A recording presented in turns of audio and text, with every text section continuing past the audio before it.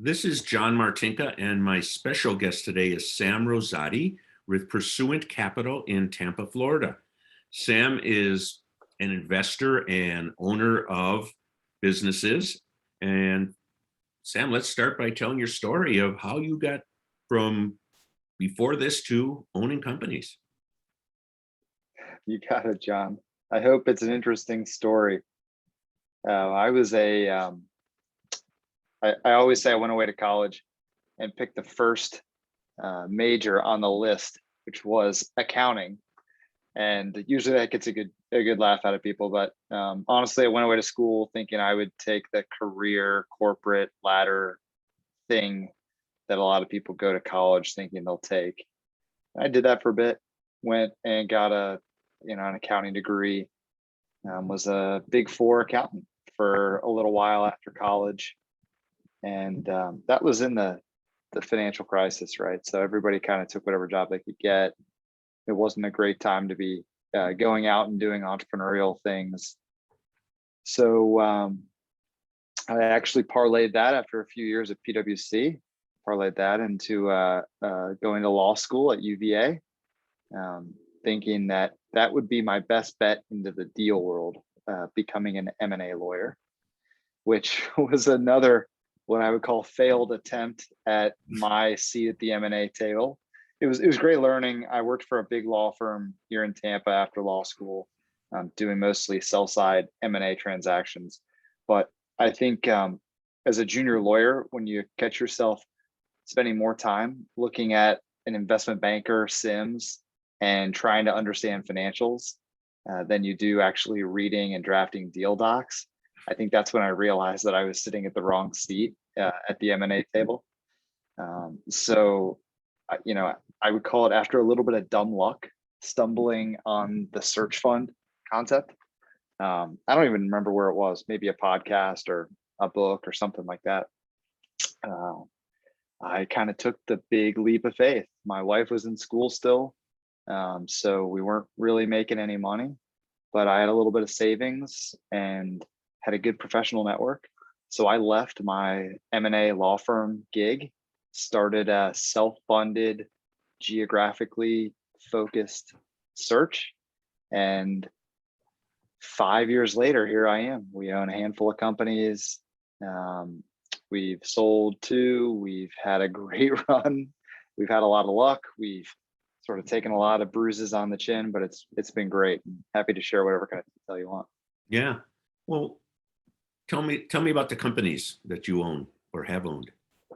Yeah. So we started as a self-funded search, right? So kind of by definition, the idea was to go operate and run a company's day to day. So we did that. We bought Alpha Dumpsters, a roll-off dumpster broker here in Tampa Bay. I'll kind of save some of the gory details, but it's small. It was small. It's a sub 1 million of SDE. We got it for a really good price, really good structure, gave us a lot of comfort to go buy a business in an industry we didn't understand at all. We ran it day to day, and I've shared this on other podcasts. We've been fortunate to exit that business to a strategic, so let's call it a national waste hauling competitor that's trying to consolidate space. So that was number one. We actually bought a second business at the same time that was in the patio screen door industry. And I think that was 4 or 5 businesses ago.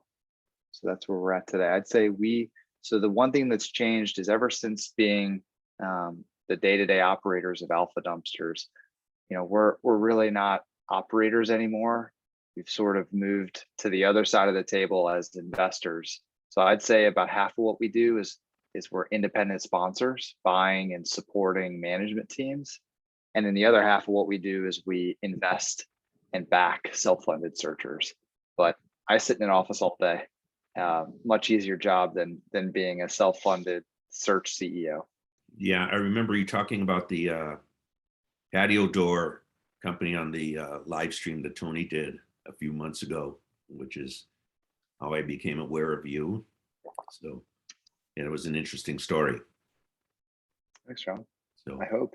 yeah. So, what did you learn in the accounting and law world that helped you with both deals and operating?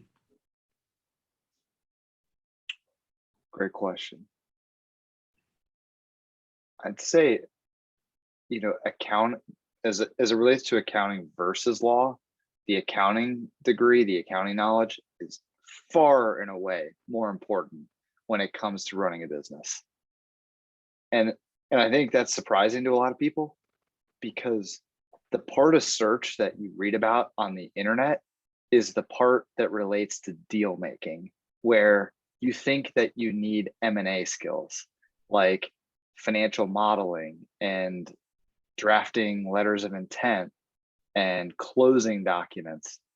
But I think the secret of search is in what you do once you own a company, not in that sort of initial deal phase. So as it relates to being a successful operator and a successful searcher, far more important to have a good accounting skills because, I always say it's like going to Spain without knowing Spanish. You're not going to be all that functional maybe. So if you don't have at least a decent grasp of accounting, it's going to be really hard to understand the language of business. So, people are usually surprised when I say that, but whatever. Yeah, and I've noticed over the years that to a lot of companies, especially when it's the founder, the accounting bookkeeping department is the weak little stepsister off in the corner. Yeah, we have to deal with it, so we do. I'd sooner be playing with the product kind of stuff. So I really understand what you're Definitely. saying. So Yeah, and it's overlooked. It's tough, but I don't think it takes, accounting is not rocket science. You can learn it on YouTube these days. yeah.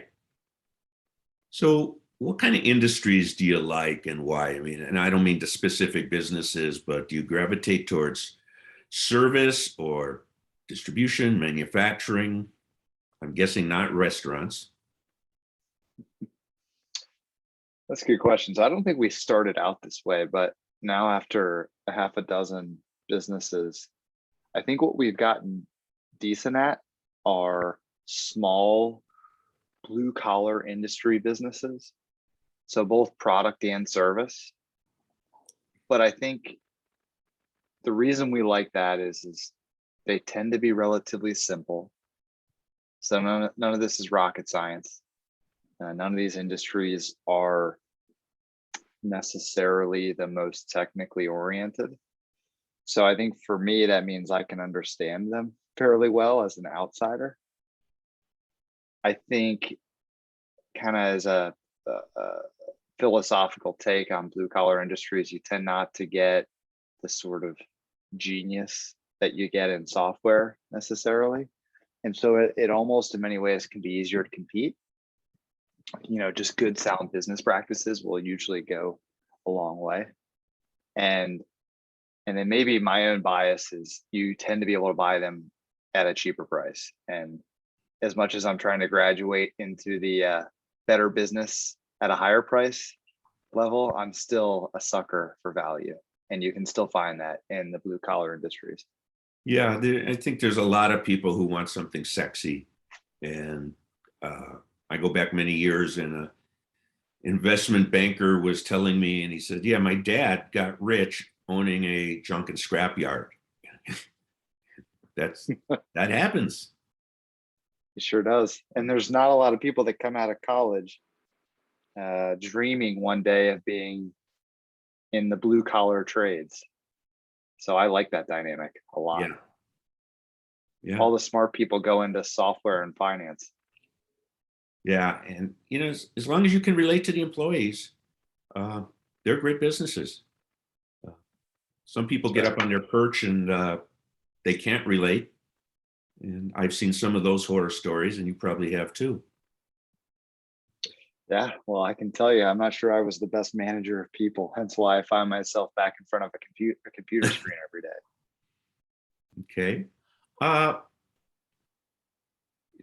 So we're in the final third of 2021.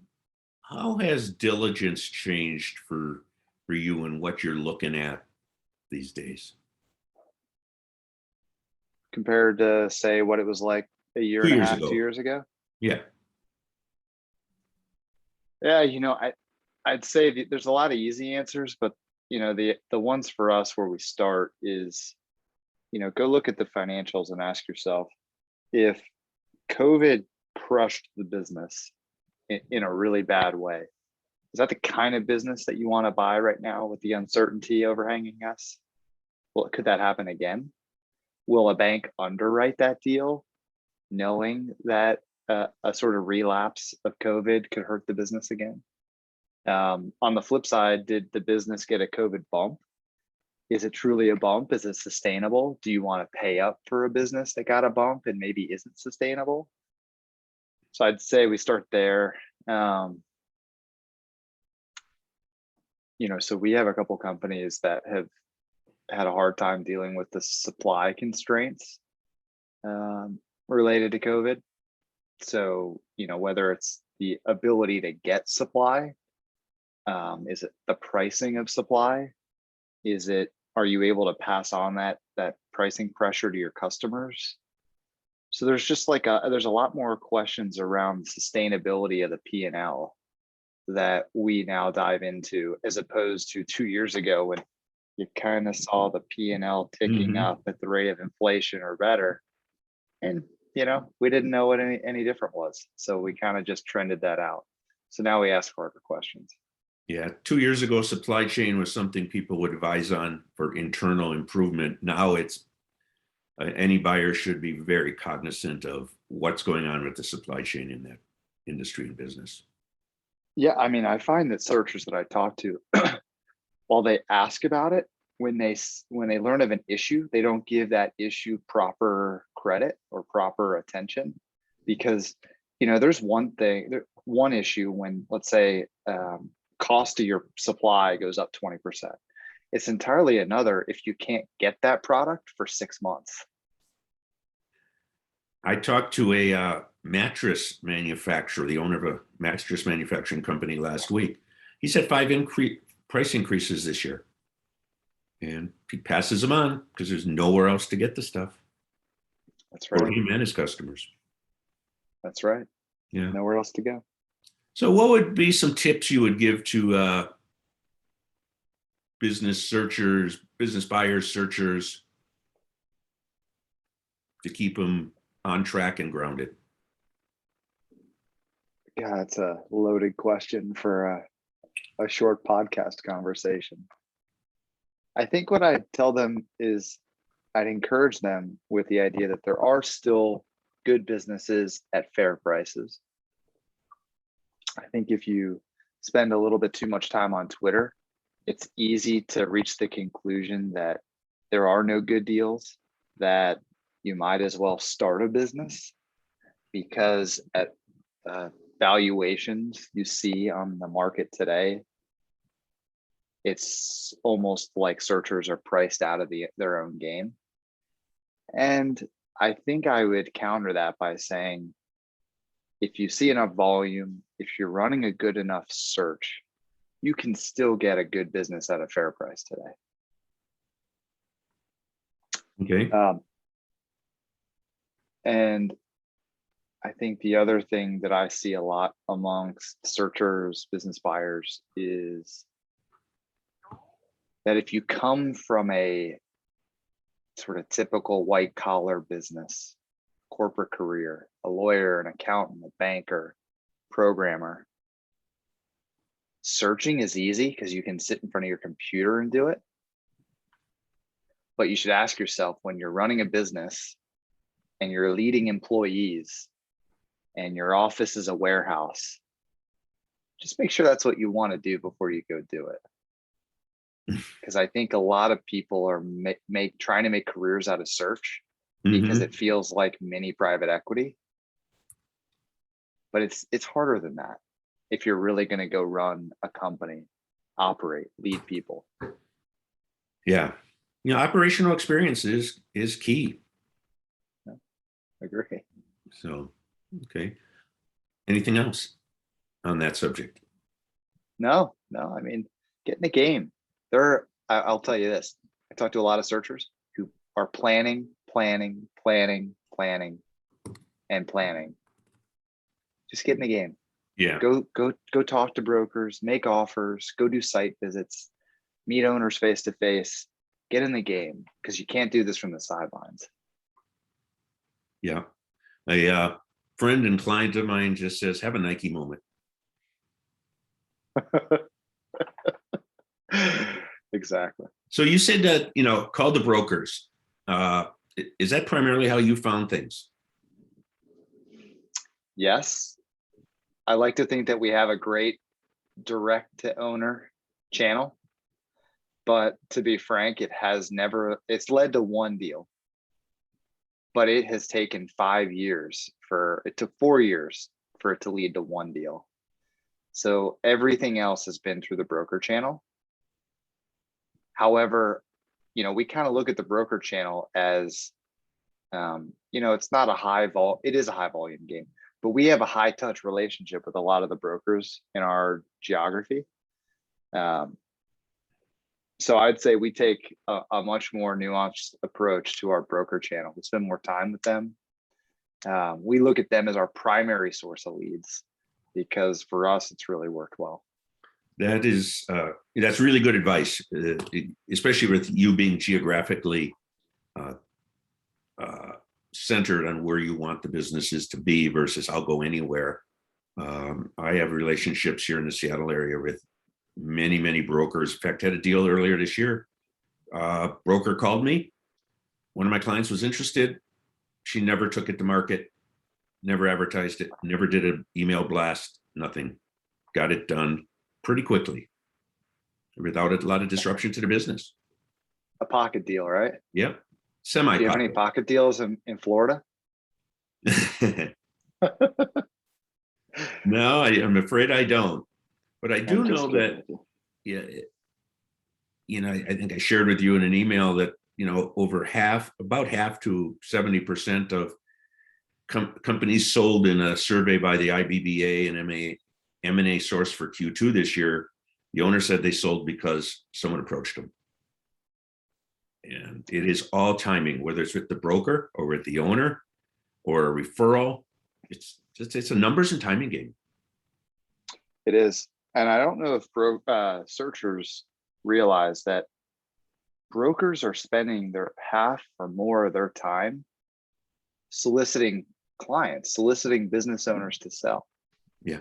So in order for a searcher to get a proprietary deal, which is the holy grail in ETA, you've actually got to get ahead of the broker community.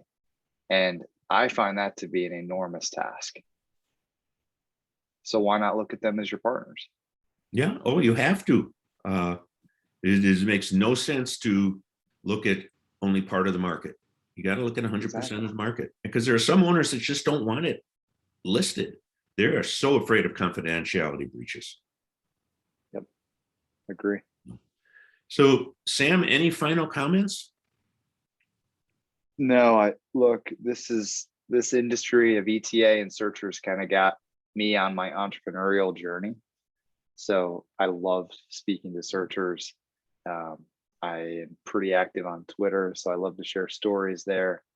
Always happy to help however I can. Okay. Well, Sam, I really appreciate your taking the time to do this. For those of you who would like to communicate with Sam, it is sam@pursuantcapital.com, PURSUANT capital.com. And there you will find a way to connect with him on LinkedIn and Twitter. So, Sam, again, I appreciate it. And I wish you all the best on future deals. And if I find any in the Tampa area, I will be sure to let you know. Only a few thousand miles away. Thanks, John. Okay.